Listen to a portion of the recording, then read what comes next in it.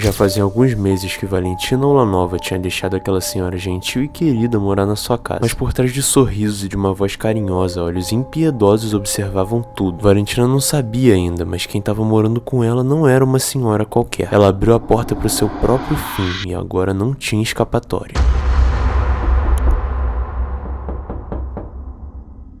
Tamara Mitrofanovna Samsonova, esse quase que não sai. Pra facilitar, eu vou me referenciar a ela como Tamara só. Ela nasceu em 25 de abril de 1947. E eu não sabia, mas ela também é conhecida como vovó e Baba Yaga. Baba Yaga eu já tinha ouvido falar, mas não sabia que se referenciavam a ela como isso. Esse caso quem indicou foi um inscrito do canal, que ele comentou no último vídeo, que inclusive eu tenho que agradecer a vocês porque tá indo muito bem. E o comentário dele é esse aqui. Então se você comentou, se você é essa pessoa aqui, muito obrigado. Se você não é, pode comentar outros casos aqui embaixo que eu quero fazer sobre. Antes de começar, eu quero falar pra vocês uma parada que, cara, é muito importante pra mim, que é isso aqui. Isso aqui. Rapaziada, chegou minha placa do YouTube de 100 mil. Isso aqui é uma realização enorme, eu postei nas outras redes sobre. Vou botar ela ali e todo vídeo agora ela vai aparecer ali. Olha isso, rapaziada. Isso aqui, pra mim, deve estar ao contrário pra vocês, né? Não dá pra ler. Mas aqui tá escrito P7izada pelos 100 mil inscritos e, cara, isso aqui era um sonho de infância. Eu não vou falar muito sobre isso porque eu já fiz um vídeo sobre. Eu vou deixar ela aqui, vai ficar bonitinho daquele jeitão que você está ligado. Talvez até o final ela caia, mas é isso. Vamos lá. Cara, então, pra começar esse caso que o inscrito comentou e falou pra eu fazer é sobre o jogo Granny. Eu nunca cheguei a jogar esse jogo porque eu não tinha computador na época, provavelmente, ou tinha, enfim, talvez não me interessasse, porque jogo de terror sempre mexeu muito comigo. Eu sempre fui cagão, mano, pra jogo de terror, então é uma parada que eu não consumia muito. Mas me interessou o fato de ter um jogo que as pessoas associam a esse caso. Como aqui eu falo sobre os casos reais, eu trouxe o caso real pra vocês, que na teoria foi o caso que inspirou esse jogo. No jogo, basicamente, pelo que eu sei, você é meio que uma pessoa aleatória e você tem que fugir enquanto você resolve uns enigmas e resolve uns puzzles dentro de uma casa. E enquanto você faz isso, tem uma velha que te persegue, se ela te pegar, tu vai de ralo. Pelo que eu sei é isso, mas o caso real, ele é muito pior. É bem mais sombrio, é bem mais macabro, talvez. E eu acho isso pela questão dela ser uma pessoa, cara, que até metade, assim, mais da metade da vida dela era uma pessoa totalmente saudável, pelo que aparenta ser. Tamara nasceu no dia 25 de abril de 1947, o que a gente pode também ter essa noção de história que, cara, é uma época muito antiga, muita coisa que a gente vê hoje, conhece hoje, não existia naquela época. E aí é muito doido como talvez esse caso foi tão repercutido lá fora que ela foi conhecida como vovó e Baba Yaga, tá ligado? E é uma parada muito doida, porque Baba Yaga pra mim era outra parada e tal. E eu acho que é outra parada, tá? Se eu não tô enganado, é outra parada. Mas talvez ela tenha ajudado muito a popularizar isso, tá ligado? E isso é muito doido. Quando eu fui fazer a pesquisa, a gente não tinha muitas informações sobre a infância dela. No último caso, que foi, se você não viu, tá aqui, ó.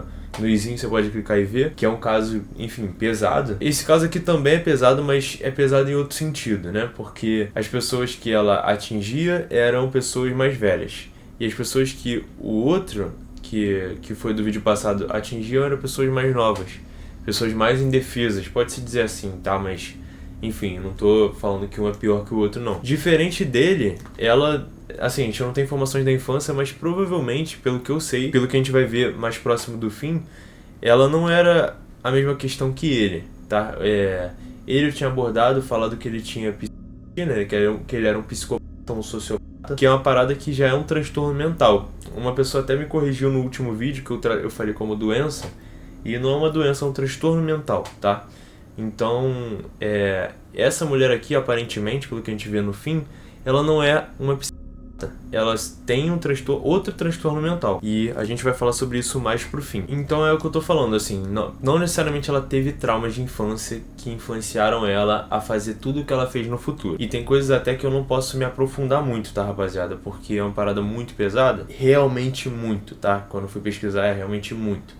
Então eu vou abordar por alto, dar a entender o que é, mas eu não posso falar explicitamente o que é porque, sabe, não tem como mesmo, tá? Como eu falei, na adolescência dela, ela foi uma pessoa comum, assim, ela se formou no ensino médio e ela se formou na faculdade, ela terminou o ensino médio e ela se mudou pra Moscou. No começo, quando ela nasceu na cidade de Uzur, que eu nem sei se ainda existe na Rússia, tá?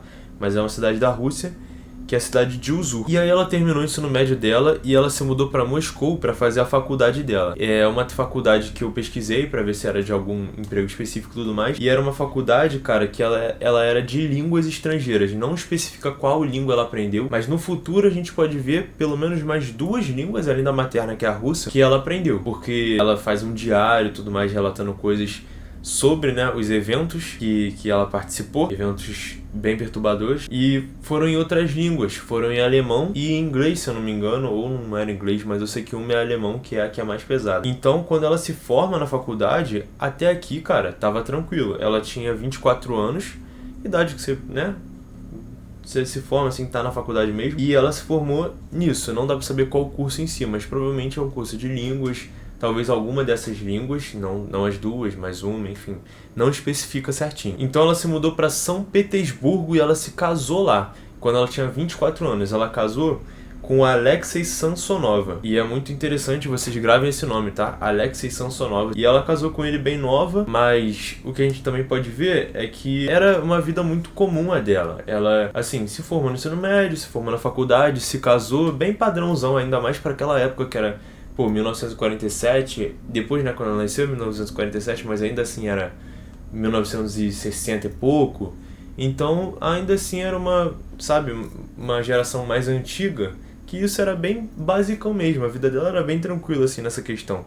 Ela não tinha antecedentes nenhum de crise e tudo mais, então, até então era uma vida bem tranquila. Ela trabalhou numa agência de viagem chamada Intourist e também trabalhou no hotel 5 estrelas, conhecido como Grande Hotel Europe, né? Que deve ser até hoje, provavelmente, né? Se é 5 estrelas, provavelmente tá lá até hoje. Eu tenho quase certeza que tá, eu achei foto atual dele. E ao todo ela acumulou 16 anos de experiência profissional, cara, trabalhando. E o mais bizarro talvez seja isso, porque as pessoas que conviveram com ela e trabalharam com ela ao longo desses 16 anos de experiência que ela teve nas empresas, falavam que ela era uma pessoa amável e gentil, mas falavam também que ela tinha hobbies muito estranhos, já nessa época. Esses 16 anos que ela trabalhou, ela meio que deve ter se aberto sobre algumas questões como essa, como os hobbies dela, que eram basicamente de astrologia, magia, e também teve um problema que ela ficou fascinada por esse cara aqui, que é o Andrei Chikatilo. É um dos piores serial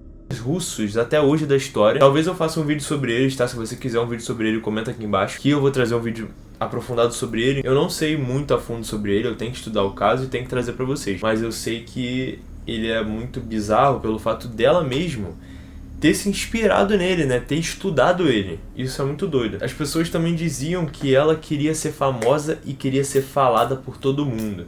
E aí é uma parada que você pensa que ao longo da construção dela, porque até então ela tá sã, só que como ela mexe com muita coisa de, uma magia, estuda um serial killer a fundo, como ele agia e tudo mais, ainda mais naquela época que o acesso às informações não era tão vasto assim, você vê que, cara, a longo prazo, isso vai destruir a mente dela, e não necessariamente só isso, tá? Provavelmente, pelo que a gente vê no futuro, é genético, o fato dela ter, do que ela é diagnosticada, né?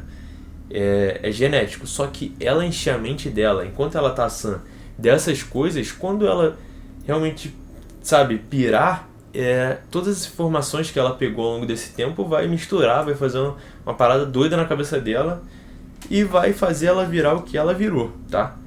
Muito provavelmente é o que eu acho, tá? E assim, se vocês discordarem, pode dizer aqui nos comentários que eu tô lendo sempre e respondo vocês. E aí ela tá casada, até os anos 2000 ela tá casada, e aí ela já tem 53 anos, então ela trabalhou, viveu, e aí tem esses relatos de como ela se comportava, quais eram os hobbies dela.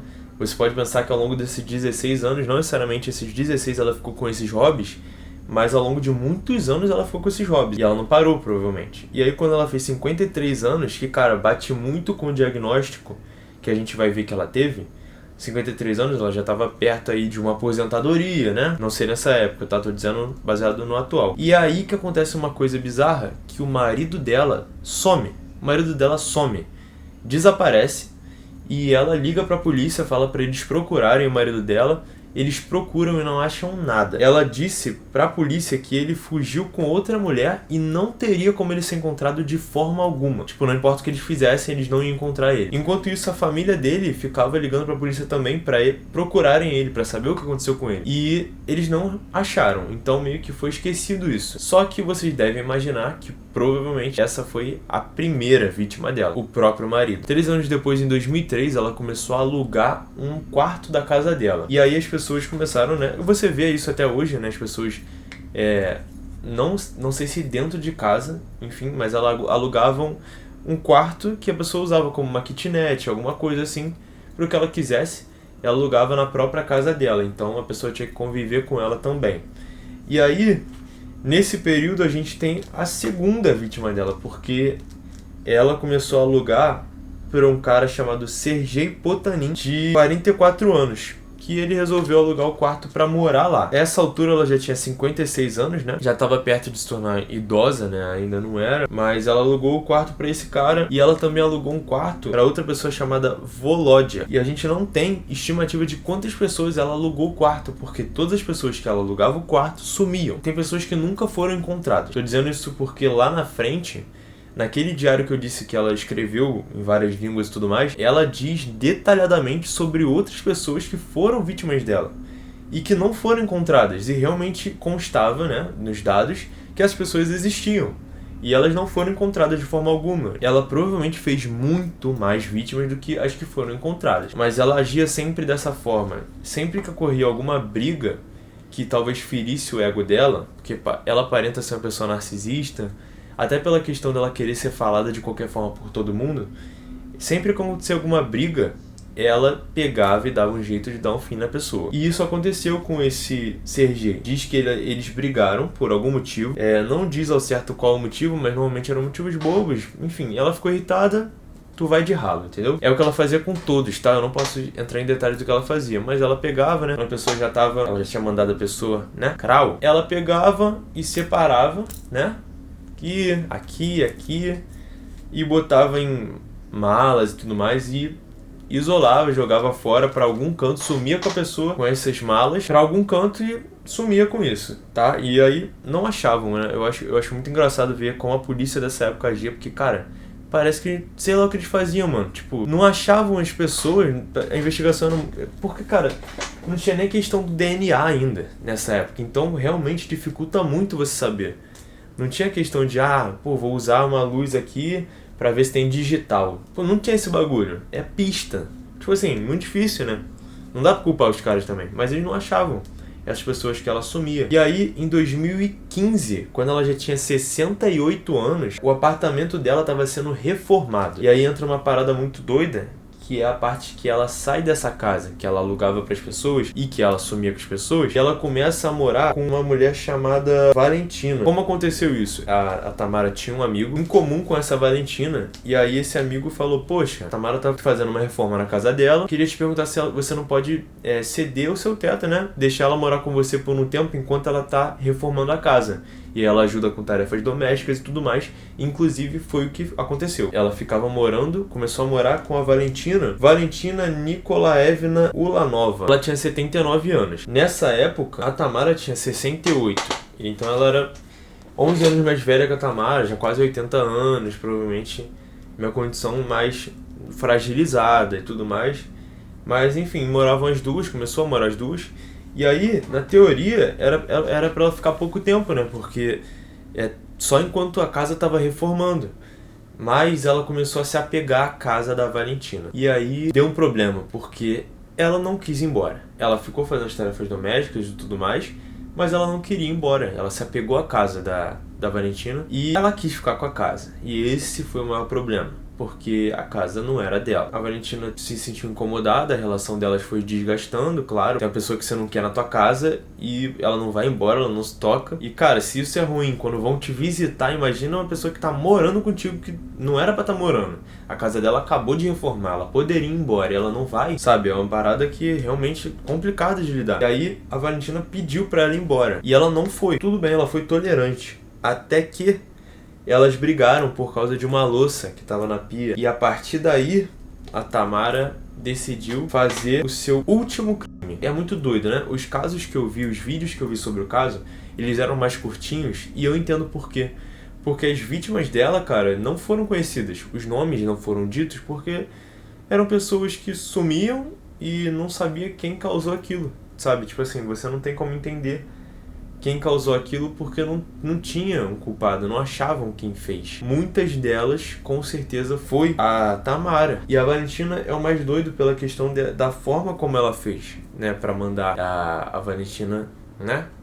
De arrasto. A partir do momento que elas brigaram, como a Tamara talvez fosse idosa e tudo mais, ela não queria entrar em embate corporal. Por mais que com outra pessoa idosa, talvez ela até ganhasse, mas enfim, poderia fazer barulho. E é uma parada que ela talvez não quisesse. E também não tem dizendo como funcionou os outros crimes que ela cometeu. Como funcionou quando ela foi com aquele cara de 44 anos, se ela agiu da mesma forma que ela vai agir com a Valentina aqui. Porque o que aconteceu foi o seguinte: ela decidiu viajar para uma cidade chamada Pushkin e persuadiu um farmacêutico para vender um medicamento para ela que, pô, se você der em uma certa quantidade, como muitos medicamentos, a pessoa vai né?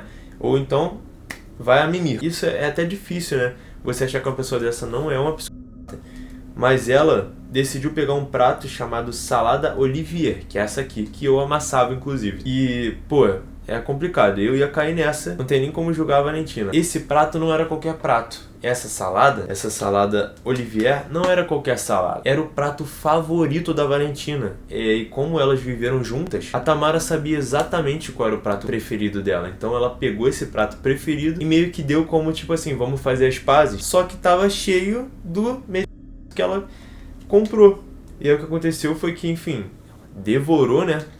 Ela, acabou com o prato, né? A Valentina. Ela consumiu uma quantidade muito grande, tanto da salada quanto do que veio junto. E aí até que chegou o dia, se eu não me engano, 23 de julho, que ela encontrou a Valentina dormindo na cozinha, tipo assim, no chão, né? E aí ela fez o que ela já fazia com as outras pessoas também, né? Que é, né? Coisa horrível, né, cara? Imagina a brutalidade de uma pessoa assim. Tem que ter muito sangue frio pra fazer essa parada. E ela fez isso com essa senhora. Só que é aqui que ela cai. É aqui que acaba a carreira dela. Ela fez o que ela já fazia nas outras épocas. Só que aqui talvez já fosse muito recente, porque aqui já era 2015. A polícia já estava muito mais avançada. E cara, é estranho porque nem precisou ser tão avançada assim. Foi uma coisa tão básica, mas talvez na época dela não tivesse. Ela começou a fazer o que ela sempre fazia. Ela colocou várias partes, separou e botou em várias bagagens. E foi levando pra fora de casa e deixando perto de um lago, enrolada em uma cortina. E aí ela tava com uma roupa azul, capuzada, não dava pra ver direito quem era e tudo mais. E ela foi indo e voltando com essas bagagens, como eu tava falando. E aí o que aconteceu foi que deixou um rastro de líquido exatamente direto pro prédio dela, né? Então, cara, eu não sei se ela não ligou, se ela tava cansada ou alguma coisa do tipo, mas ela deu um mole grande, né? Porque assim, ela levou as bagagens, deixou no rio, enrolada, né? Uma cortina, ficou lá por dias, até que chegou um vizinho e resolveu verificar o que era aquilo ali, achou, chamou a polícia, e aí a polícia viu o que era, do que se tratava, foi procurar a identidade da pessoa e tudo mais, descobriu a identidade da pessoa, seguiu aquele rastro que dava no prédio. E aí eles começaram a perguntar para as pessoas sobre, né, interrogar as pessoas sobre o que elas estavam fazendo em tal dia, aquela coisa que a gente vê muito em série, né? E até que eles chegaram na Tamara. E aí quando eles chegaram na Tamara, cara, ela nem resistiu, ela já falou na hora o que foi ela mesmo, tá ligado? Ela falou, não, fui eu e tudo mais, e assumiu. Não só esse, como vários outros, tá? Quando ela foi pega, ela começou a falar de tudo que ela fez e eles foram olhar a casa dela. E quando olharam a casa dela, cara, acharam um quarto repleto de ferramentas, várias ferramentas que você possa imaginar, de cozinha e outras de construção, que ela usava, né, pra... Tanto isso, quanto um diário muito macabro que eles não vazaram todas as informações do diário. Muitas são sigilosas da própria polícia, porque eram coisas extremamente pesadas. Coisas extremamente pesadas mesmo que não podem vir a público, de tão pesadas que eram. Mas ela dizia sobre aquele cara que eu falei na época que ela alugou a casa, aquele Volodya. E ela diz detalhadamente como, né, mandou ele de arrasto. Ele era um cara que a polícia em si só tinha ele como desaparecido.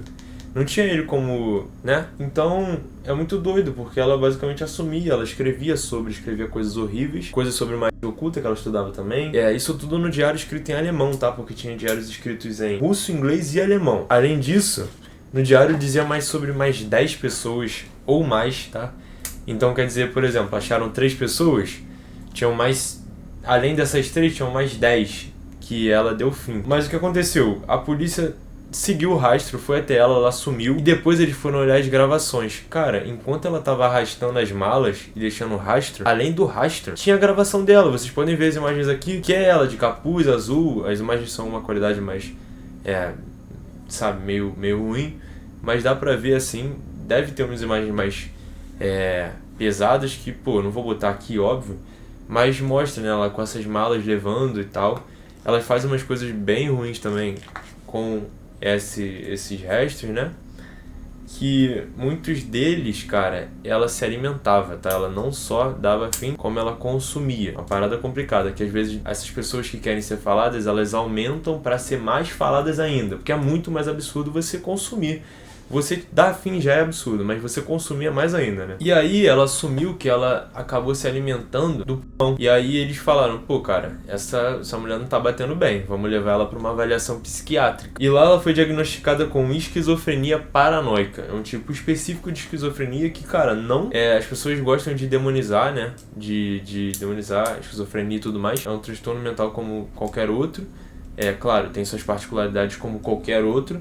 Mas não é isso que fez ela ser o que ela era, sabe? É muito pela questão do que ela consumia e muito pela questão daquilo que eu falei que ela foi acumulando na mente dela. Mas de puta, estudar caras que são serial killers, encher a mente daquilo. Na hora que despertou a esquizofrenia, que era essa dela de a esquizofrenia paranoica, cara, sabe, uniu uma coisa com a outra. Tipo assim, ela tava fora de si. Além disso, ela tinha muita coisa assim, do modus operandi do outro cara, sabe? Muitas coisas pesadas. A mente dela e a alma dela devia estar cheia disso. Uma parada que ela replicou, provavelmente, sabe? Então declararam ela como mentalmente incapacitada de viver em sociedade. E ela tá lá até hoje, vive até hoje lá internada. Ainda tá sendo investigado as outras pessoas que ela acabou dando fim. Mas ainda tá nesse estudo. E qualquer atualização, obviamente eu vou trazer mais um vídeo pra vocês, tá, galera? E esse é o caso que foi associado ao jogo Granny. O que a gente pode dizer é o seguinte, eu não cheguei a ver a fundo, tá, galera? Associar o caso Granny, mas dizem que é porque o criador, ele era sueco, e aí ficou numa parte próxima à Rússia, e como eu falei que ela até era conhecida como Baba Yaga, virou meio uma lenda urbana, né? Então ele pode muito bem ter se inspirado, até porque o jogo da Granny foi lançado em 2017, no final de 2017, e esse caso dela foi em 2015, teve uma repercussão global.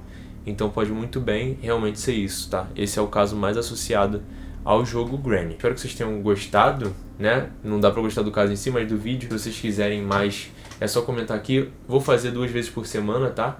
Se vocês quiserem outros casos específicos sobre coisas que vocês ouviram falar e talvez eu nem tenha ouvido falar, vocês podem comentar aqui embaixo que eu vou fazer, tá? Semana que vem.